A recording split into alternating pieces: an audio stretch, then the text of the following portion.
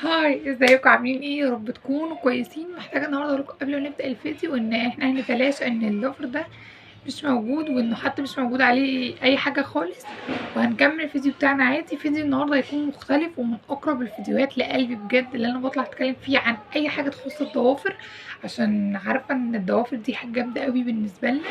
فمش هطول عليكم، يلا بينا نبدا النهارده ونشوف ايه الفيديو ده. الفيديو مهم جدا جدا عن الضوافر، وهتكلم عن 2 برودكت جامدين قوي للضوافر وهل بيطولوا ولا لا. فيلا بينا نبدا الفيديو مع بعض.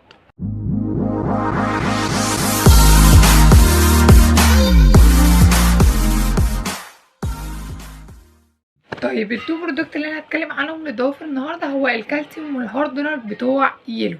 دول ايه عندي منهم وايه مش عندي؟ انا بصراحه الاتنين عندي، بس الكالسيوم نشف مني من فتره كبيره، يعني كان فيه بق صغير ونشف خالص.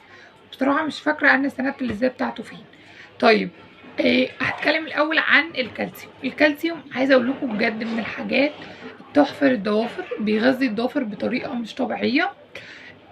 بيبقى هو لونه شفاف كده، فبيدي طبقه شفافه جدا على الضوافر، فما بتاخديش بالك ان انت اوريدي حاطه حاجه على ضوافرك اصلا. بيغذي الضوافر وبيطولها، بس عايزه استمراريه، عايزه استمراريه استمراريه استمراريه. بيطول الضوافر بطريقه جميله جدا جدا جدا وبيغذيه. والحلو فيه ان هو بيقعد معاكي كميه، والحلو تاني ان انت ممكن تحطيه تحت النايل بلوش، يعني ممكن تحطي عادي الكالسيوم وتحطي عليه مانيكير عادي. بس الحاجه الوحيده دلوقتي ان ممكن تضايق البعض ان هو مبقاش موجود ومبقاش بينزل كتير. اول ما بجد ما بينزلوا في الصيدليه انا مبلاقيهمش، لا هو ولا الهاردنر. بجد بتحسي ان الناس ايه قاعده، ايه ده يولو نزل اسحب يولو على طول، مبقوش موجودين. الكالسيوم اي حد يشوفه، بجد اي حد يلاقيه في الصيدليه وعايز يغذي او يطول ضوافره يجيبه، يروح يعمله كده اهو ويجيبه، لان هو بجد ما بينزلش كتير جدا. ولو انا بالنسبه لي ببص حواليا وبدور عليه حواليا، بس حاسه ان هو مش موجود خالص ومش لاقياه في الصيدليات نهائي. فبجد لو اي حد عايز يجيب يولو الكالسيوم ولقاه يجيبه. انا هحط لكم صورته اهو تاني، عشان لو حد ما يعرفوش، هو اللي هو لونه لبني.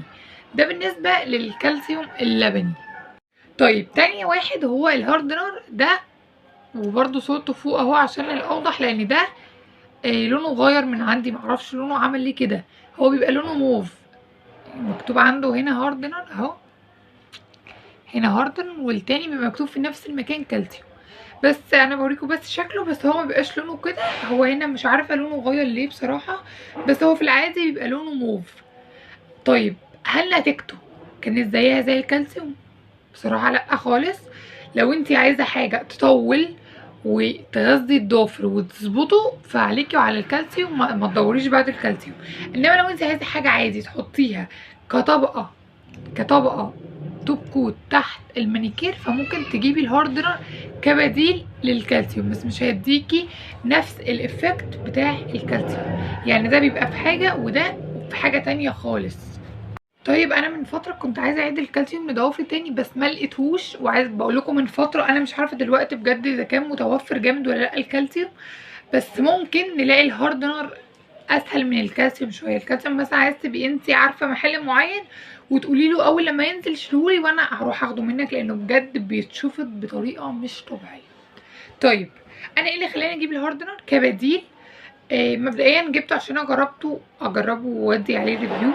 ثانيا جبته لاني من فتره كنت عامله هارد جيل في ايدي، فايدي ضوافري، اي حد بيعمل هارد جيل فاهم النقطه دي كويس قوي، انه بجد ضوافرنا كده من هنا بتبقى ميته خالص. فانا قعدت اجرب روتينات كتير قوي ان انا اصلح بيها ضوافري، بس كنت محتاجه حاجه ترجع تغذيلي الضوافر تاني زي الاول، ويمكن اكتر من الاول، لان هي بجد ضعفت جدا. فضلت ادور فتره كبيره على كالسيوم في الصيدليات ما لقيتهوش خالص. فاضطريت ان انا اجيب الهاردنر كبديل عشان اصلح ضوافري وارجعها احسن من الاول. بصراحه هو قام معايا بالدور ده، بس بالنسبه لي برضو ما كانش زيه، يعني الافكت بتاعه ما كانش نفس الكالسيوم. فلا، لو هقارن بين الاتنين فبالنسبه لي هيبقى الكالسيوم افضل كتطويل وتغذيه الضوافر. بس بصراحه ما انكرش ان انا لما كنت محتاجاه اجيبه عشان يظبط لي ضوافري بعد الهارد جيل، لاني عملته فتره كبيره ورا بعض، فضوافري كانت بايظه خالص خالص خالص.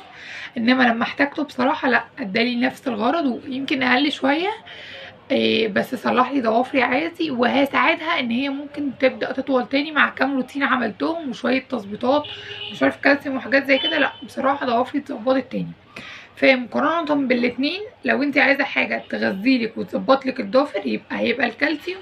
ولو انت عايزه فلو انت عايزه حاجه تغذي وتطول ضوافرك هيبقى الكالسيوم. ولو انت عايزه حاجه بس تحطيها كطبقه توك وتحميلك ضوافرك من مثلا مونوكيري بوظها او حاجه، فهتستخدمي النهارده انا العادي.